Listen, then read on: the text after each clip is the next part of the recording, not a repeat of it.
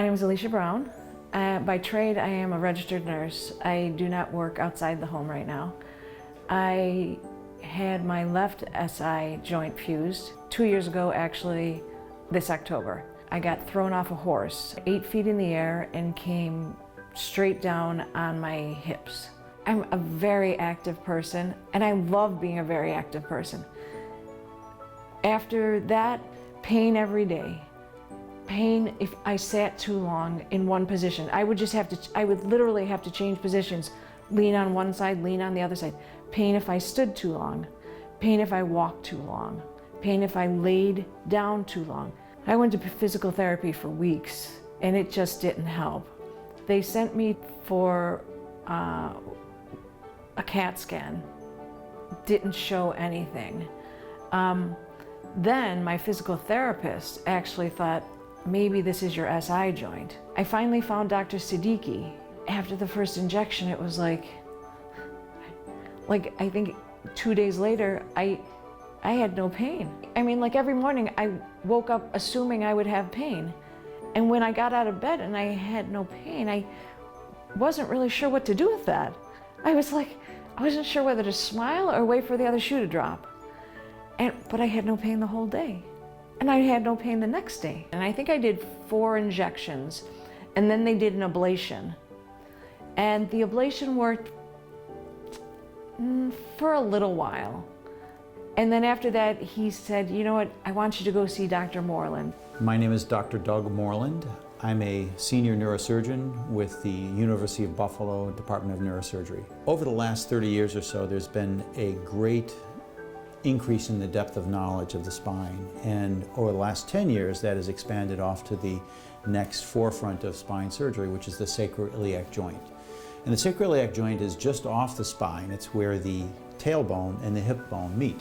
The sacroiliac joint actually only moves a couple of degrees, and even though there's a small amount of motion there, this joint can be tremendously painful. Anywhere between 50 and 30% of the patients that come into a spine surgeon's office with back pain actually have sacroiliac pain. So when we see someone in the office who we're suspicious of having sacroiliac pain, almost every one of them will take their finger and they'll point right off to the midline, right just below the belt line, to that area where the pain is. As far as establishing the diagnosis of sacroiliac joint dysfunction, it first begins with the history.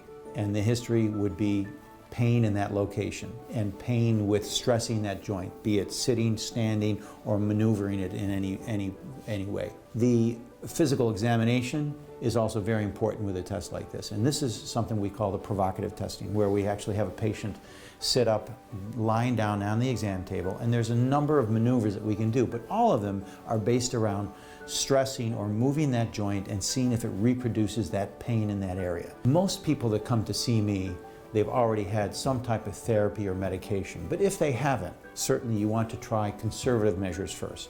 And this can be physical therapy, can be chiropractic therapy, anti-inflammatory medications, and injections.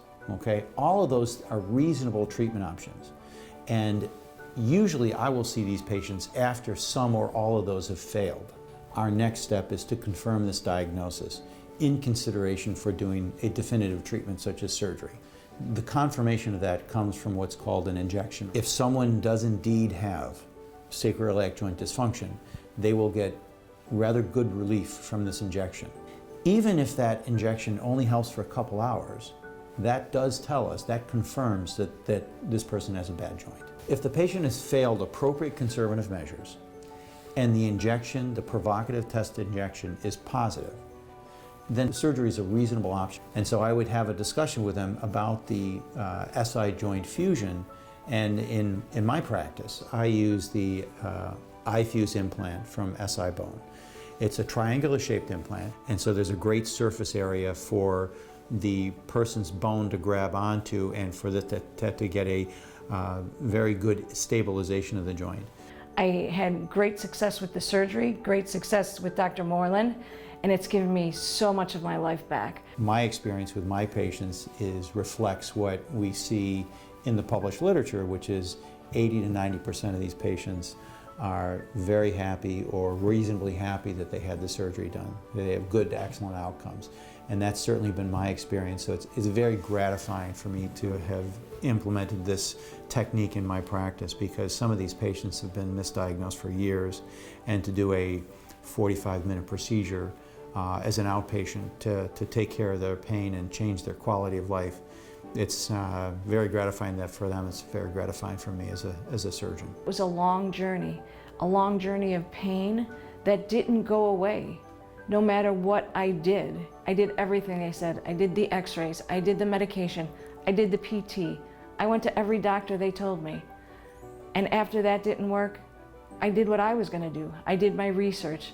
I found Dr. Siddiqui, who found Dr. Moreland for me, who found the iFuse. And that changed my life. That brought me my pain-free smile.